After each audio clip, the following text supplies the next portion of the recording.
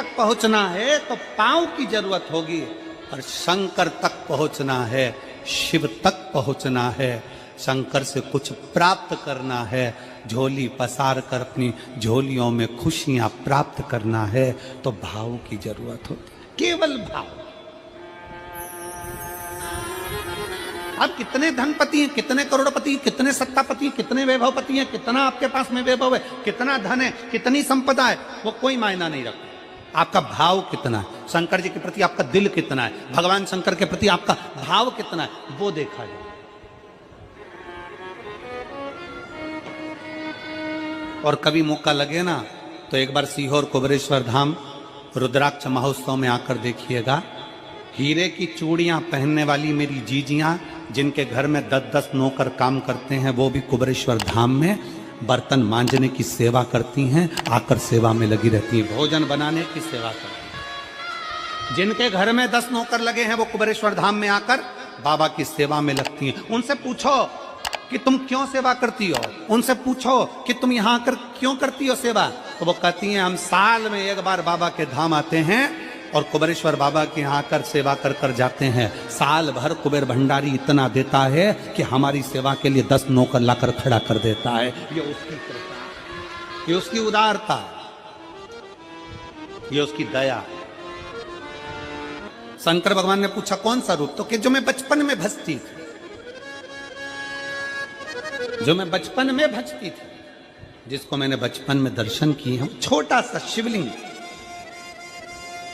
छोटा सा शिवलिंग, ठीक है, छोटा सा शिवलिंग का रूप शंकर भगवान रखने को तैयार है, ठीक है।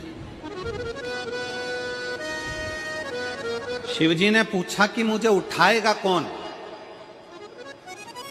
पार्वती जी मुस्कुरा कर कहती हैं, सुनो भोलेनाथ, आप अगर अपने असली स्वरूप में बैठते हो ना, तो दुनिया का कोई तुम्हें तिल भर नहीं हिला सकता, पर जब तुम छोटे से शिवलिंग के स्वरूप में हो जाते हो तो कोई बच्चा भी तुम्हें गोदी में ले लेता है, क्योंकि वह आपको भोला मानता है, वह आपको भोला मानता है,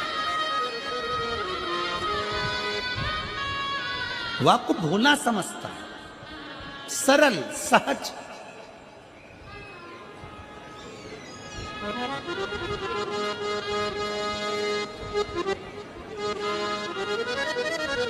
बहुत बड़ा दर्शन का फल है। शंकर भगवान की मूर्ति से दर्शन करने से ज्यादा बड़ा दर्शन का फल है शिवलिंग का दर्शन करना। स्वप्न में शंकर भगवान की मूर्ति को देखना, जटाजूट बांधे हुए शंकर जी को देखने से बड़ा फल है शंकर के शिवलिंग का स्वप्न में दर्शन करना। अगर सपने में किसी को शंकर का शिवलिंग दिखता है, सपने में कोई अपने घर से पानी चढ़ाने शंकर को जा रहा है, मैं लोटा भर के जल चढ़ा रही हूं, सपने में दिख रहा। और कई कई ऐसे भी होते हैं जिनको सपने में दिखने की जगह वो सपने में चल भी देती है।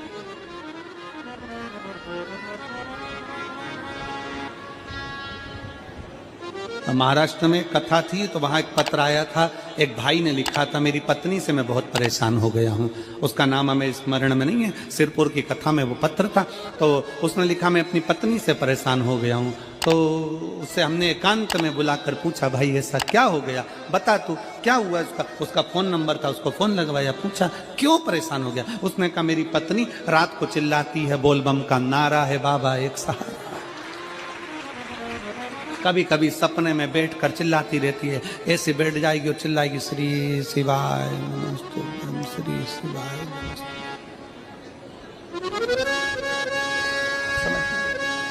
और तो और यहाँ तक तो चल जाता है गुरुजी, पर इससे आगे नहीं चल पाता है। हमने पूछा इससे आगे क्या। नींद में रसोई घर में जाना चाहिए, बाजू में बोतल रख के सोती है ना पानी पीने की, वही बाटल उठ के मेरे को शंकर जी समझ के उंडेल देती है। दिक्कत नजदीक तक, यहां तक भी चल जाएगा कि श्री शिवाय नमस्तुभ्यम हम जपे, और ये भी चल जाएगा कि बोल बम का नारा है और बाबा है, पर ये नहीं चलेगा कि वो पानी की बोतल ठंड में मेरे ऊपर डाल दे उंडेल दी। ये हमने कहा तू कल अपनी धर्म पत्नी को लेकर आना। उसकी पत्नी आई, आंखों से उसके नीर बह रहा था, जल,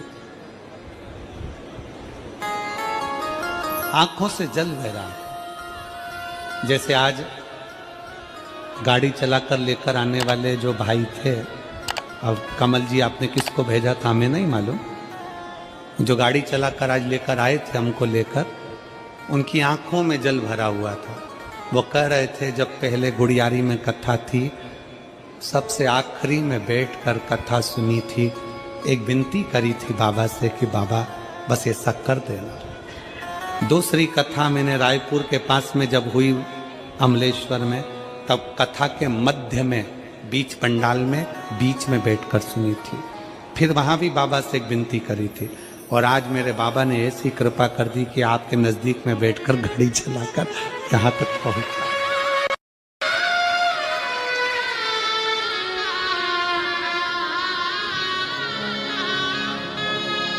शिव कृपा। गाड़ी चलाते चलाते उनकी आंख में जल था, तो हमने उस दीदी से पूछा, जीजी तुम रो क्यों रही हो, ये बताओ रोने का कारण क्या है।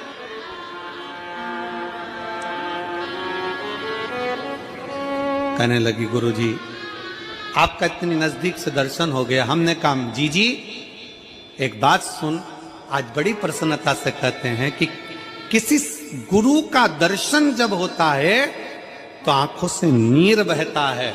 भगवान से प्रार्थना करना कि एक बार उसका दर्शन हो जाए तो हमारी जिंदगी उसकी हो जाए, उसका दीदार।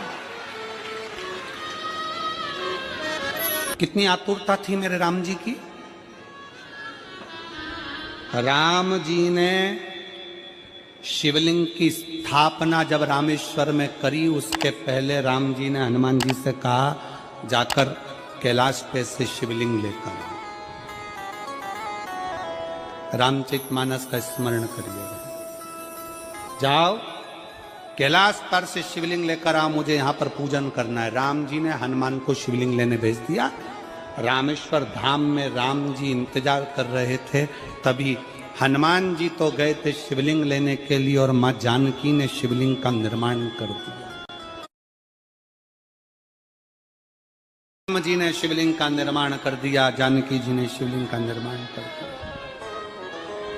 मतलब शिव जी को प्राप्त करने के लिए एक क्षण की भी देरी नहीं करना चाहिए। तुरंत हनुमान जी शिवलिंग लेकर आए, हनुमान जी की आंख में जल। हनुमान जी बोले प्रभु, हनुमान जी बोले नाथ मेरे को शिवलिंग लेने भेजा था और मैं शिवलिंग लेकर आया, उससे पहले आपने रामेश्वर धाम की स्थापना कर दी। अब मेरे शिवलिंग का क्या होगा जो मैं लेकर आया। राम जी मुस्कुराकर बोले रे हनुमान, शंकर के शिवलिंग की पूजन में तो देरी करना ही नहीं चाहिए।